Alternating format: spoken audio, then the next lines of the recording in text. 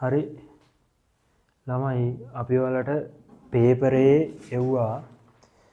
ඒකේ තිබ්බා MCQ 10ක්. ඒ MCQ 10ට ලකුණු 4 ගානේ ලකුණු හම්බ වෙනවා. ඊට පස්සේ ඒ වාගේ හරි ලකුණු ටික මට එවන්න කලින් පේපරේ එව්ව කට්ටියගේ ලකුණු ටික රෑන්කින් කරලා දාන්නම්. හරිනේ. හරි. පුතේ ඒකේ බලමු පළවෙනි MCQ එක මොකද්ද කියලා. මොකද්ද පළලට දීලා තියෙන්නේ? ගිණුම්කරණයේ ප්‍රධානම අරමුණ accounts පිළියෙල කරන්නේ ඇයි? ගිණුම්කරණය පිළියෙල කරන්නේ ඇයි? ඔයාලට මම කියලා දීලා දිනවා. ගිණුම්කරණය කියන්නේ ක්‍රියාවලියක්. යෙදවුම් ක්‍රියාවලිය නිමවුම accounts වල යෙදවුම් වෙන්නේ මොනවාද? දත්ත, ඒ කියන්නේ ගනුදෙනු හා සිද්ධීන්. ගිණුම් කරන ක්‍රියාවලියට භාජනය කළා ඇල්මැති පාර්ශ්වයන්ට තීරණ ගන්න තොරතුරු ටිකක් ඉදිරිපත් කරනවා. ගිණුම්කරණයේ ප්‍රධානම අරමුණ අපි කතා කරනකොට ගිණුම්කරණයේ ප්‍රධානම අරමුණ කතා කරනකොට වචන ටිකක් ඕනි. මොනවාද වචන ටික? ගිණුම්කරණ ඒකකය පිළිබඳ. ගිණුම්කරණ ඒකකය කියන්නේ මොකද්ද පුතේ? අපි accounts හදන්නේ මොකේද? තොරතුරු වාර්තා කරන්නේ මොකේද? ඒකට කියනවා ගිණුම්කරණ ඒකකය. ගිණුම්කරණ ඒකකය පිළිබඳ ඇල්මැති පාර්ශවයන් සඳහා ආර්ථික තීරණ ගන්න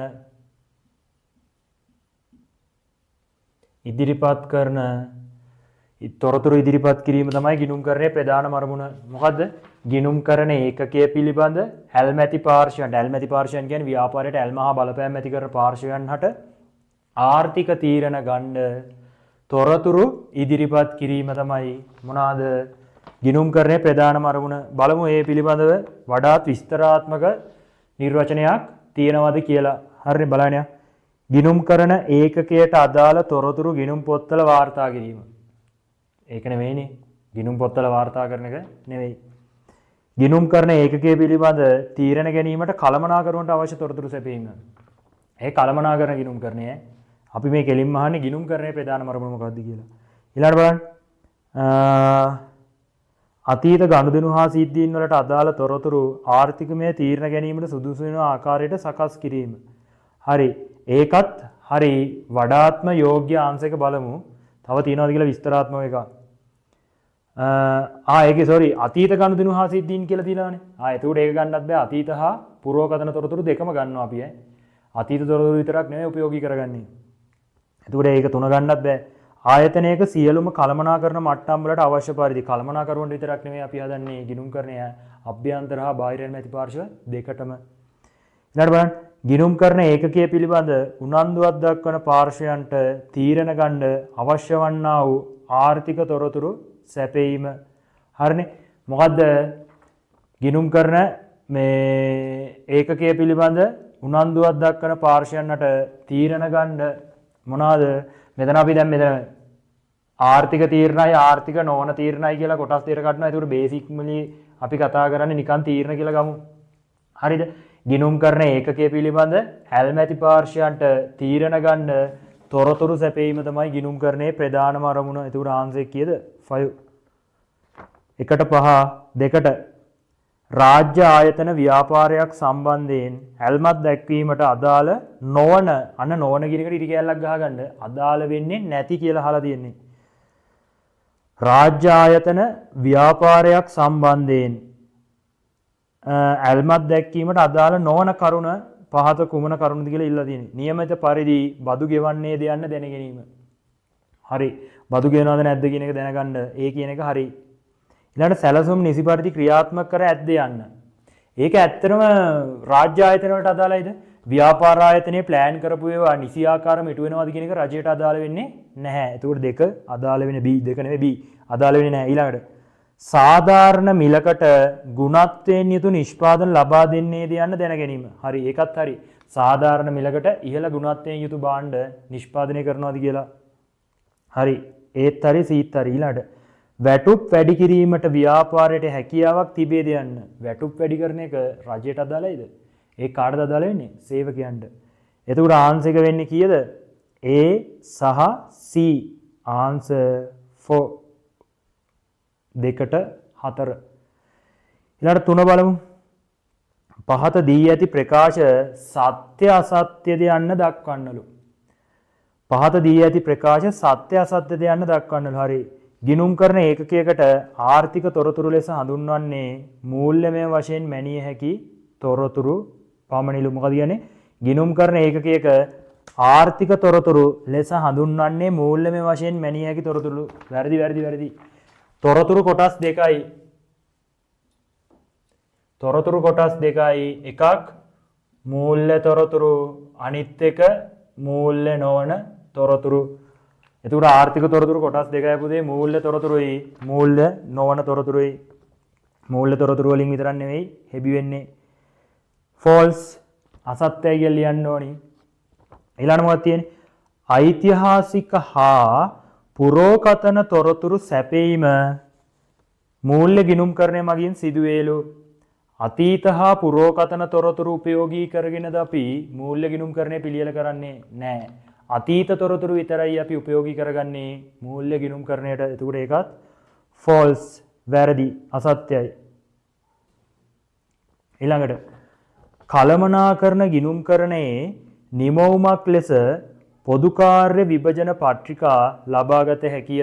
ඕක ඔයාලට තියෙනවා පොදු කාර්ය මොනවාද පොදු කාර්ය විශ්ලේෂණ පත්‍රිකා කියලා 14 වෙනි පාඩමේ කොස්ටින් වල පිරිවැයේ කතා කරන්න. ඒක තියෙන්නේ මැනේජ්මන්ට් ඇකවුන්ටින් වල. හරි.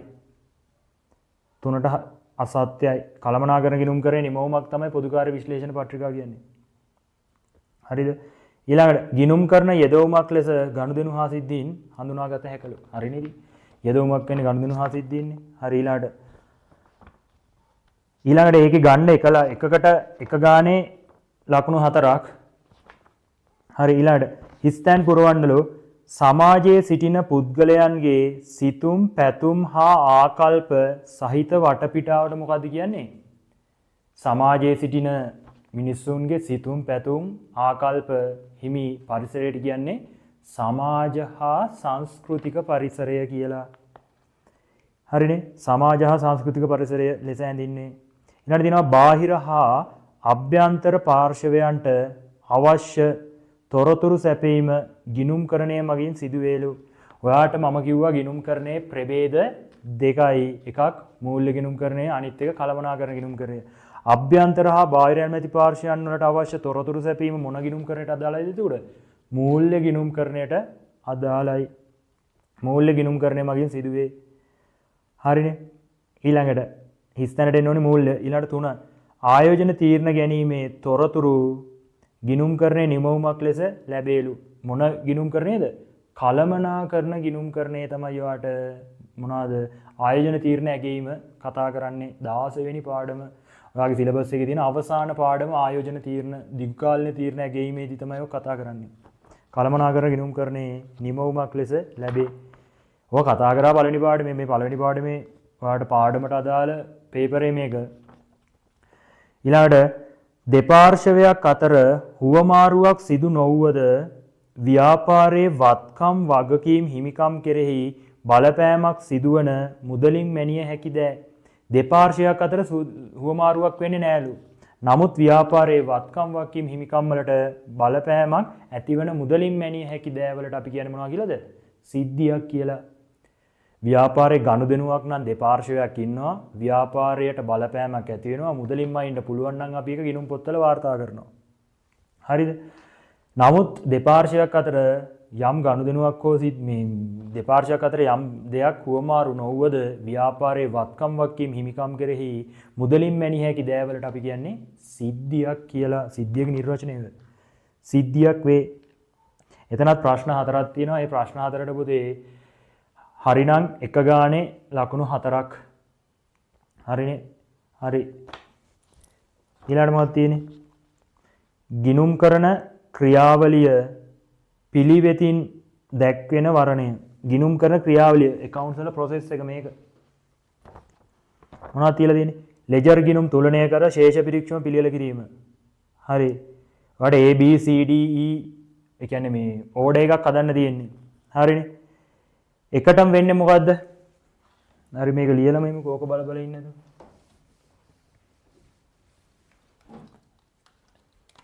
ගනුදෙනු හා සිද්ධීන් වෙනවා.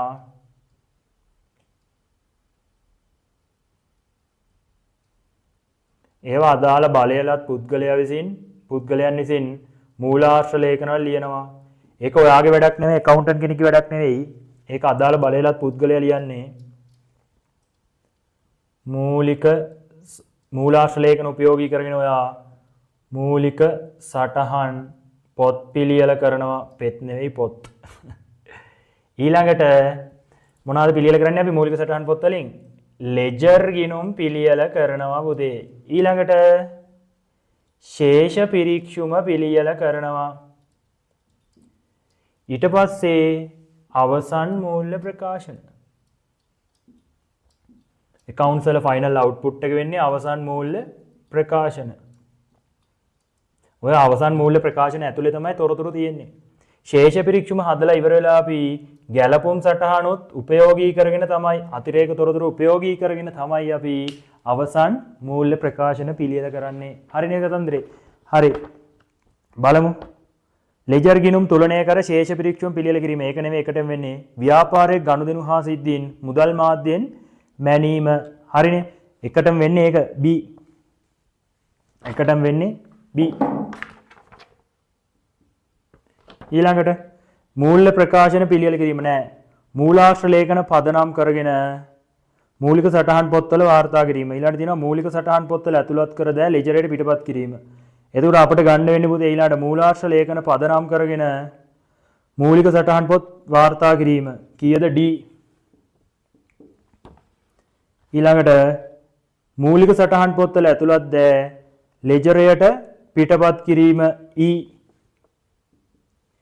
ඊළඟට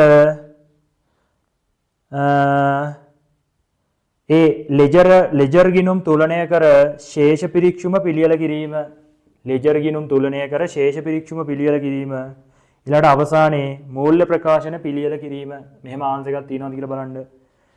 BDEAC B එකෙන් පටන් ගන්න දෙකක් තියෙනවා. 2යි 3යි BD. ඒතර 3 DEAC answer 3 පහට 3. හරිනේ? හරිනම් හරි දාගන්න.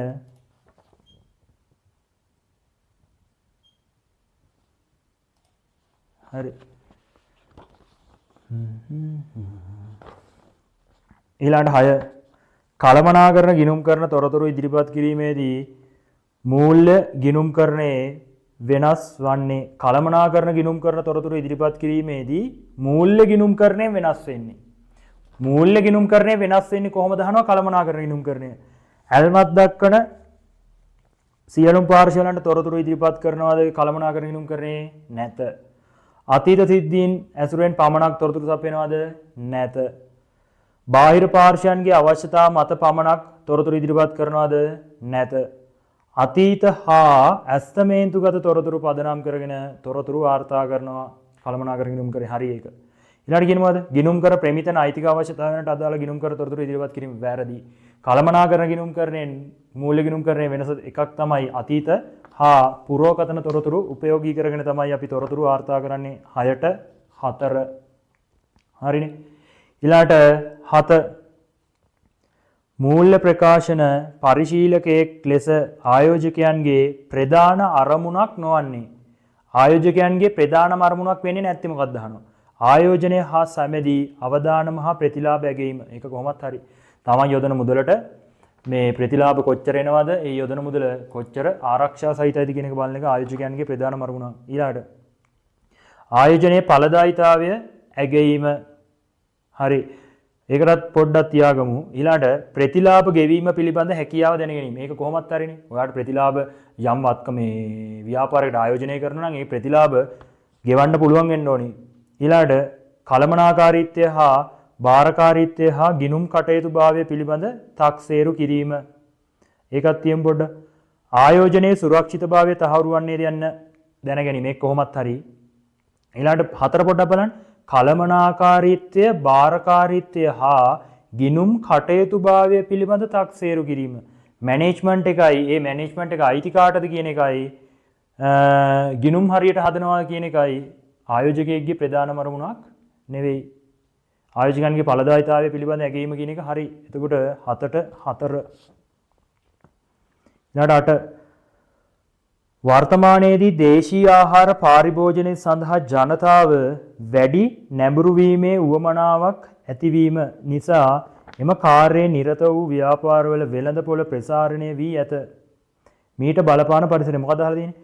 ඒ වර්තමානයේ ඉන්න මිනිස්සු පුතේ දේශීය ආහාර පාරිභෝජනය සඳහා ජනතාව වැඩි නැඹුරු වීමක් ඇවිල්ලා තියෙනවා. ඒ කියන්නේ සමාජ හා සංස්කෘතික පරිසරය. ආයෙ බලන්නවත් දෙයක් නැහැ. සමාජ හා සංස්කෘතික පරිසරය 4.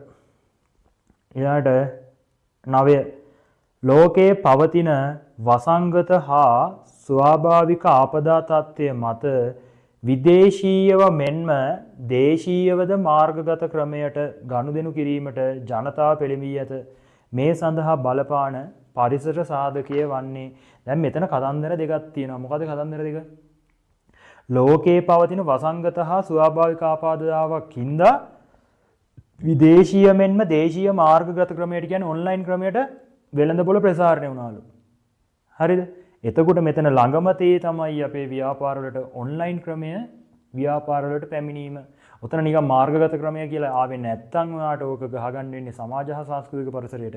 නමුත් මෙතන ඩිරෙක්ට්ලි කියලා තියෙනවා ඩිරෙක්ට්ලි මොනවාද? මාර්ගගත ක්‍රමය කියන්නේ ඔන්ලයින් ක්‍රමයට හුරු වුණා කියලා. එහෙනම් ඒක එන්නේ මොකටද පුතේ? තාක්ෂණික පරිසරයට.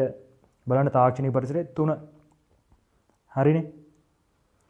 දැනට හරිනම් හරි දාගන්න වැරදි නම් වැරදි නිවැරදි ආන්සරයක ලියා ගන්න. වැරද්ද කපලා මේ වැරද්ද ලියුව කපලා දාලා නිවැරදි ආන්සරයක ලියලා දාගන්න. හරිනේ. ඊළඟට කියනවා පහත සඳහන් තොරතුරු භාවිතා කරන ඇල්මැති පාර්ශව නම් කරන්නලු. හරි. තොරතුරු ටික දීලා තියෙනවා. ඊට අදාළ ඉස්සරහින් ඇල්මැති පාර්ශව ලියන්න ඕනි. සමාගම කාලච්ඡේදය වෙනුවෙන් බෙදා හැරීමට යෝජිත ලාභාංශ ප්‍රමාණය බෙදා හැරීමට යෝජිත ලාභාංශ ප්‍රමාණය අදාළ වෙන්නේ කාටද? අයිතිකරුවන්ට. කොටස්කරුවෝ කියලා ලිව්වත් අවුලක් නැහැ. කොටස්කරුවෝ කියලා තාම මට කතා කරේ නෑනේ. අයිතිකරුවෝ. ඊළඟට ආයතනයේ නවීකරණය කරන ලද අංශයේ ඵලදායීතාවය මොනවද කියලා තියෙන්නේ? ආයතනය මොඩිෆයි කළලු කරන අංශයේ ඵලදායීතාවය ඒ කාටද අදාළ වෙන්නේ? ඇත්තටම මැනේජ්මන්ට් එකට කළමනාකරුවන්ට මැනේජර්ස්ලාට මැනේජර්ස්ලාට තීරණයක් කරන් තියෙන. ඒ තීරණේ ඵලදායීතාවය ආගයන්නේ කවුද ඒකට? මැනේජර්ස්ලාම තමයි කළමනාකරුවන්ට. ඊළඟට වර්ෂ අවසානයේ ගෙවීමට යෝජිත ප්‍රසාද දීමනා. වර්ෂ අවසානයේ ගෙවීමට යෝජිත ප්‍රසාද දීමනා කියන්නේ බෝනස්. හරිද? එතකොට මේ වර්ෂ අවසානයේ ගෙවන බෝනස් ඇත්තටම අපි කාටද ගෙවන්නේ? කාටද ගෙවන්නේ? ව්‍යාපාරයේ ඉන්න කට්ටියට බෝනස් ගෙවනවා කියන්නේ සේවකයන්ට. සේවකයන් තමයි ඇල්මැති පාර්ශවය වෙන්නේ.